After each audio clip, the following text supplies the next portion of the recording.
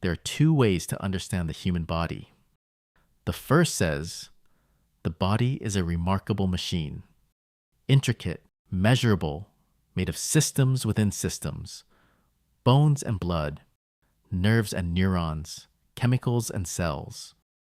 When something goes wrong, you find the broken part, you name it, and you fix it. Or you manage it, you intervene.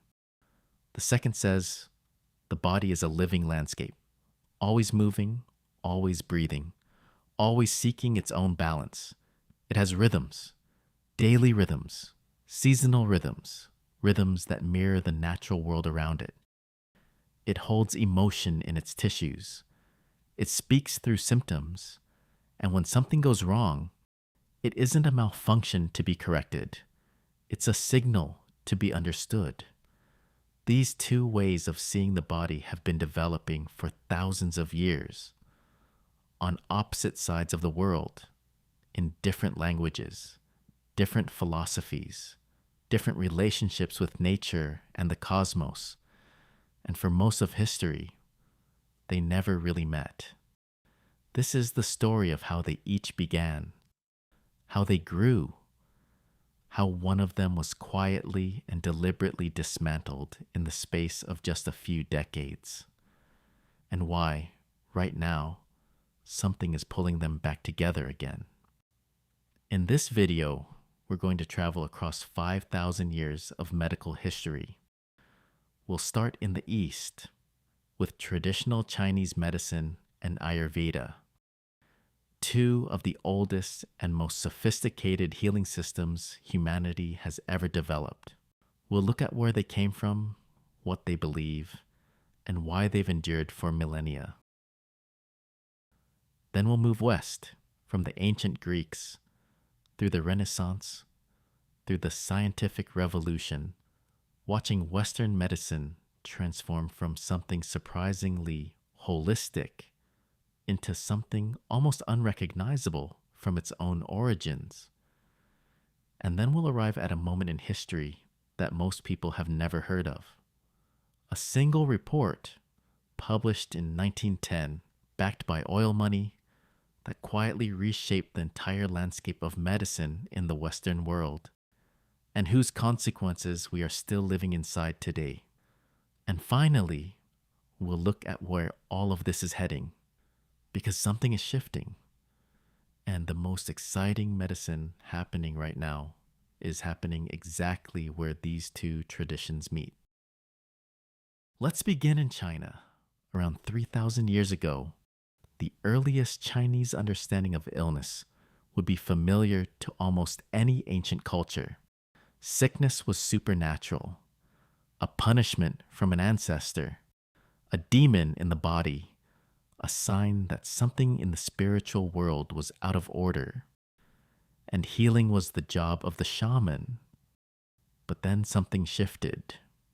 During a period of extraordinary intellectual flowering, the same era that gave the world Confucius and Lao Tzu, Chinese thinkers began asking different questions, natural questions. What if illness wasn't a punishment? What if it had causes we could observe, understand, and address? This is the moment traditional Chinese medicine is really born. The foundational text of Chinese medicine, the Huangdi Neijing, or Yellow Emperor's Inner Canon, was compiled somewhere between 300 and 100 BCE. It takes the form of a dialogue between the legendary Yellow Emperor and his physician, and its opening premise is quietly radical. To live well is to align yourself with the natural world. Health is not the absence of disease, it is harmony. And one of its most famous lines has never stopped being relevant. The sages of antiquity did not treat those who were already ill. They instructed those who were not yet ill. Prevention over cure. The physician's highest achievement is a patient who never gets sick.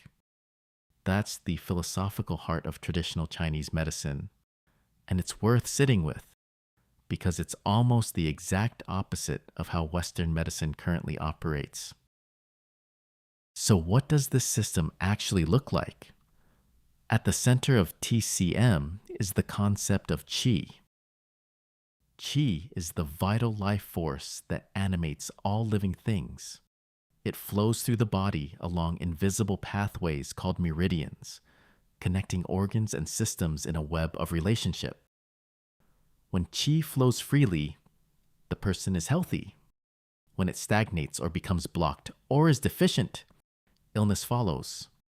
Alongside qi is the framework of yin and yang, two complementary forces that govern all of nature: dark and light, cold and hot, contraction and expansion, rest and activity.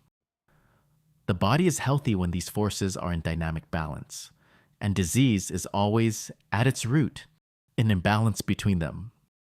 There's also the five-element theory, which maps the body onto the rhythms of the natural world. Wood corresponds to the liver and to spring, fire to the heart and summer, earth to the spleen, metal to the lungs and autumn, water to the kidneys and winter. An imbalance in one element ripples through the others in predictable patterns. What this means in practice is that a TCM practitioner doesn't just look at your symptom. They look at the whole ecosystem: your complexion, your tongue, your pulse, which in Chinese medicine is read at 3 positions on each wrist and can reveal up to 28 distinct qualities: your emotions, your sleep, your relationship to the seasons, the whole person in their whole context. And this system, refined over 3,000 years, through dozens of dynasties, through hundreds of brilliant physicians, produced acupuncture, herbal medicine, moxibustion, cupping, qigong, and dietary therapy, each one working through the same underlying understanding of the body as a living, interconnected system. One more thing worth knowing, and this is a fascinating twist: the version of TCM that most people encounter today, the standardized, codified system taught in colleges around the world, is largely a 20th century creation. In the 1950s, Mao Zedong revived and systematized traditional medicine. Not because he personally believed in it, but because China needed an accessible healthcare system for its enormous population. The diverse regional traditions were consolidated into a single unified system. Ancient wisdom, standardized for political pragmatism. It wasn't until Nixon opened relations with China in 1972 that the West began to take serious notice, and acupuncture in particular crossed the Pacific and has never left. That's the story of traditional Chinese medicine. 3,000 years of observation, refinement, and clinical wisdom, built on a single radical idea: that the body is not a machine to be fixed. It is a living system to be understood. But China wasn't the only civilization asking these questions. In part 2, we travel further back in time to a tradition even older than TCM, and to the moment East and West finally come face to face.